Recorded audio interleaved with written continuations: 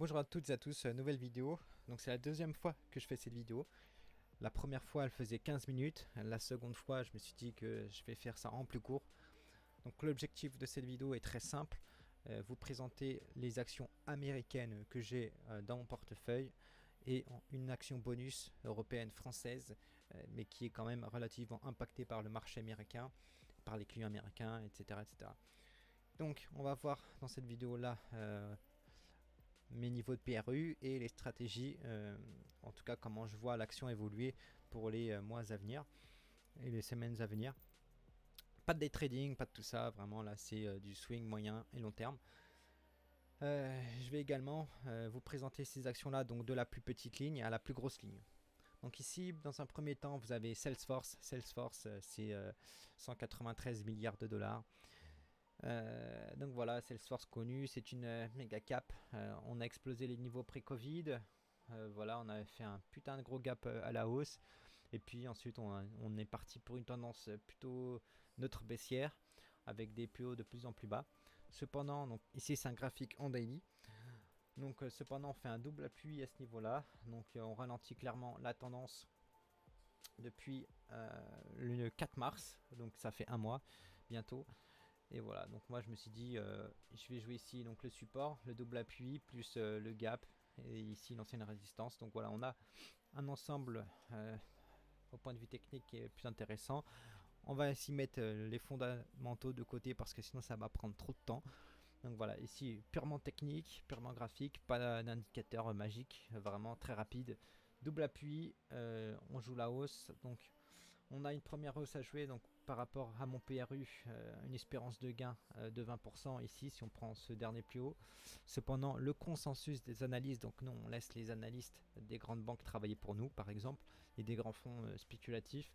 Donc eux, leur consensus donne un objectif à plus 33% par rapport à mon PRU, donc ce qui est plutôt pas mal. J'ai oublié de vous dire combien j'avais de dollars dans mon portefeuille de Salesforce. Eh bien, Salesforce, c'est 1975 dollars dans mon portefeuille pour actuellement un gain de 56 euros. Pardon. Merci de Giro pour la conversion. Ensuite, donc voilà, mon objectif, c'est vraiment d'aller chercher peut-être ça dans un premier temps et puis le consensus, pourquoi pas, un niveau de prix optimum. Ensuite, Amazon, Amazon bien connu de tous, hein, la tendance historique très haussière. Amazon, c'est en capitalisation 1500 milliards de dollars. Donc vous voyez que depuis le mois de juillet 2020, eh bien, on ne fait plus rien. Amazon, c'est depuis le mois de juillet des supports vraiment très bien respectés. Ici, là, on a vraiment des bons coups à jouer. Et on a également un support intermédiaire que vous pouvez trouver donc ici. On le retrouve plusieurs fois. Vous le trouvez par exemple ici. Et vous le trouvez ici, ici, ici. Et on le retrouve ici, d'accord. Donc voilà, moi c'est ce que je joue, les grosses valeurs tech américaines. On verra ça un peu plus tard à la fin de la vidéo, pourquoi. Mais voilà, moi en gros, pour vous résumer, je joue une reprise du Nasdaq et des valeurs de croissance américaines. On verra ça plus tard dans la vidéo. Donc voilà, premier objectif qu'on peut jouer. Alors pour les vraiment très court terme, il y a du 3% à se faire avec une probabilité assez importante. Sinon on peut aller taper euh, du 3500, pourquoi pas. Donc ça fait à peu près 15%. Au niveau des analystes, on a un consensus qui porterait les niveaux de gain par rapport à mon PRU de jusqu'à 30%. Donc 30% à faire pour les analystes par rapport à mon PRU, c'est intéressant à faire. Je vous ai pas dit non plus la quantité de dollars de Amazon dans mon portefeuille, donc j'ai une ligne qui représente 5200 dollars pour actuellement un gain de 125 dollars. Ensuite, Ubisoft, société française, voilà la seule société qui n'est pas américaine que je vous présente dans cette vidéo là. Cependant, voilà, elle est quand même très corrélée au marché américain. Elle représente dans mon portefeuille 5700 euros. Donc cette fois-ci, ça sera des euros. Donc pourquoi j'ai acheté cette société-là? Donc encore une fois, en dehors du fondamental, alors je vais vous mettre le graphique en weekly. Ici, donc on a, voyez-vous, depuis 2017, un excellent support sur lequel le prix vient rebuter plusieurs fois, rebondir plusieurs fois. Et donc voilà, bon, pas besoin de d'éterniser 15 000 ans là-dessus. On a fait la semaine dernière, c'est là où j'ai acheté l'action un doji, et donc là on est en train de se reprendre. Donc voilà, si on repart en daily, on a fait la grosse baisse, donc voilà, je pense qu'il y aura une prise de profit des vendeurs, surtout sur cette grosse zone de support. Et voilà, des acheteurs qui viendront prendre progressivement la main, même si ça sera juste un rebond et après une nouvelle baisse. Voilà, il y a possibilité de jouer juste le rebond, de se mettre break-even et de se refaire sortir si ça baisse. Mais en tout cas, moi, c'est pas ma stratégie. Alors, au niveau du consensus, on a 83 pour les analystes. Vous voyez, ça correspond à ces plus là. Donc, c'est vachement jouable, vachement intéressant. Ça nous fait un gain de 27%. C'est quand même très, très intéressant. Et ensuite, on a par exemple un objectif à 100 $ pour 50%, 53% de gain à aller chercher. Et puis des plus hauts historiques à 65-66%. Donc voilà, cet objectif-là, le premier objectif à 83 est vraiment très intéressant. Donc je pense qu'on peut vraiment aller l'atteindre. Pour les 100 ici, c'est un peu plus compliqué. Ubisoft, c'est une toute petite capitalisation dont j'ai pas l'habitude de trader, c'est 8 milliards de dollars. Ensuite, on a TSM, donc fabricant de semi-conducteurs américain, la plus grosse société de construction de semi-conducteurs. Donc voilà, tendance historique clairement très haussière. Très belle société. Cependant, bon voilà, elle aussi est impactée par la rotation sectorielle qui s'est faite récemment. Donc je ne suis pas très satisfait de mon PRU sur ce stock là. Vous voyez, le PRU est ici en jaune. J'ai acheté donc dans cette zone là.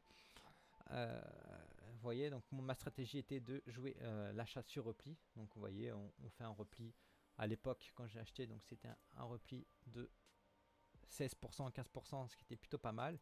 Ici on a le gap, vous voyez qu'on est revenu au niveau du gap. Bon, on a continué à baisser jusqu'à 9% de ma position, donc j'ai pris du moins 9 dans la gueule, mais bon, ça va, je suis assez serein sur ce stock là.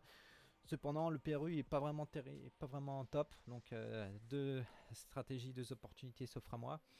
Soit quand on atteint le PRU, je sors break-even, je sors flat ou entrer léger gain, soit je vais aller chercher le consensus des analystes qui propose un gain de 13% et un plus haut historique à 20%. Donc voilà, je vois, soit je sors vraiment PRU, ça dépendra du marché à ce moment-là. Et puis voilà, je sors du PRU, enfin je sors au niveau du PRU, ça me redonne un petit peu de cash pour aller acheter d'autres opportunités bien plus intéressantes ailleurs. Ou soit je vais aller chercher, donc c'est 15-20% à faire. À voir par l'avenir. Donc TSM, c'est une méga cap. On a 550 milliards de capitalisation. Très belle société. Ensuite, on a la fameuse Coca-Cola. Pardon, TSM, j'ai 7800 $ dans TSM. Ensuite, Coca-Cola, deuxième plus grosse ligne de mon portefeuille, tout actif confondu. Donc US ou pas US, ETF ou pas ETF. Bon, je vous ai assez parlé de ce stock là. Donc ici on a le niveau pré-Covid. Moi j'ai fait un achat donc ici parce qu'on a vraiment, vous voyez, une très très très belle zone qui vient dont le prix vient agir. Vous voyez, bon, c'est assez flagrant.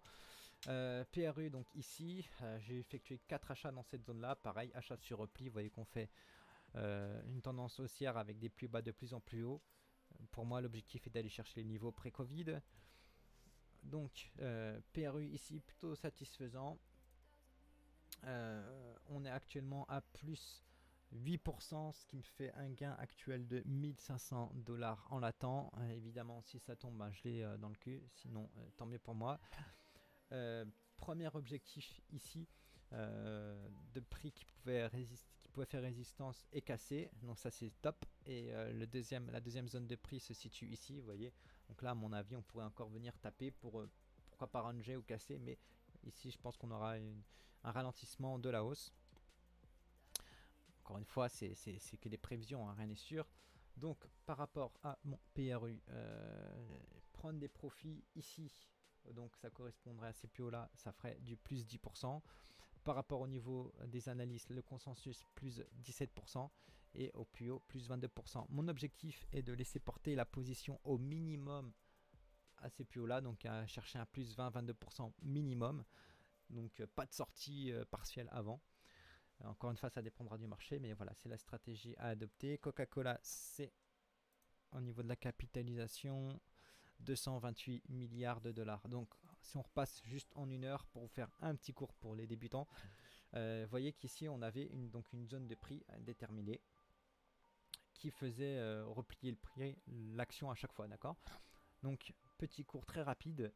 Ici donc première attaque des vendeurs, deuxième attaque des vendeurs, troisième attaque des vendeurs. Mais vous voyez qu'on vient faire un double appui ici, d'accord. Et le double appui ne se fait pas forcément sur un support. Donc là, on a clairement une perte de vitesse au niveau des vendeurs. Ceux-ci s'affaiblissent. Et donc là, vraiment, ici, c'était un point à acheter si vous souhaitez acheter l'action Coca-Cola. On vient retenter ici donc la zone, mais vous voyez que les vendeurs très rapidement se font dépasser, perdent de l'intérêt et capitulent. Ok, donc ensuite on les explose et à la suite, ceux-ci retrouveront des niveaux pour shorter l'action Coca-Cola pour prendre des bénéfices, des niveaux de prix bien plus hauts. Mais vous voyez qu'ici un premier rejet, donc un premier rejet, deuxième rejet, mais les acheteurs se montrent très très présents et capitulation des vendeurs ici assez rapidement, donc tout proche de cette zone de prix là. Donc voilà, là c'était vraiment un point à jouer pour jouer la hausse. En repassant Dali, et puis on va attaquer l'action la plus grosse de mon portefeuille qui est Apple. Apple, très connu, tendance haussière, on a explosé les niveaux pré-Covid, des plus hauts de plus en plus hauts.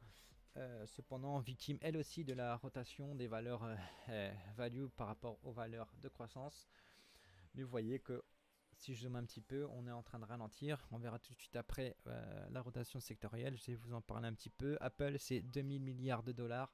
Le consensus est à 151.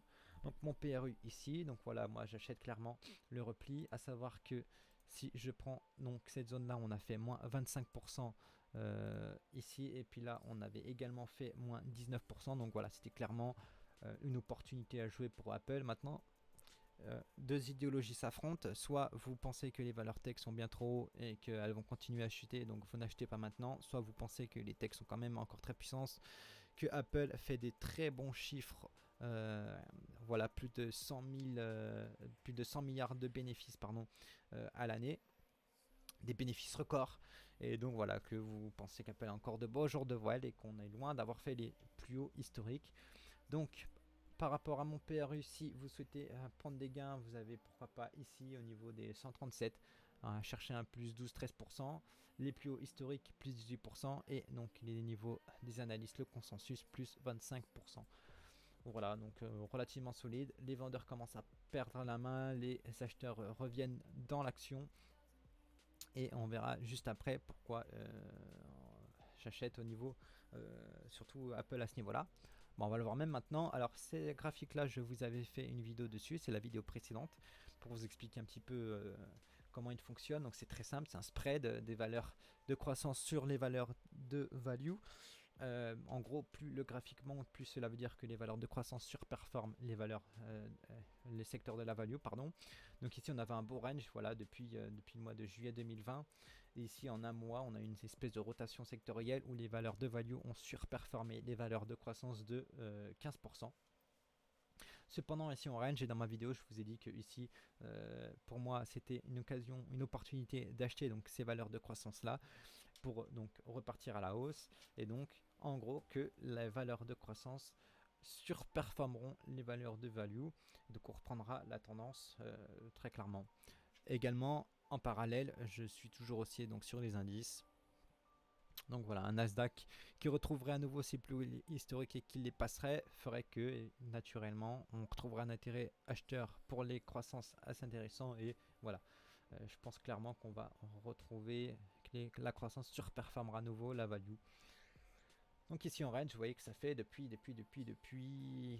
un mois, 8 mars, un petit peu moins d'un mois, le 8 mars, que le secteur de la value ne surperforme plus la croissance et que la rotation s'est stagnée. D'accord. Donc là, ça va être décisif. Et moi, mon biais est plutôt acheteur de croissance. Voilà, j'espère que la vidéo vous aura plu. On se retrouve pour une prochaine vidéo. Et puis à la prochaine.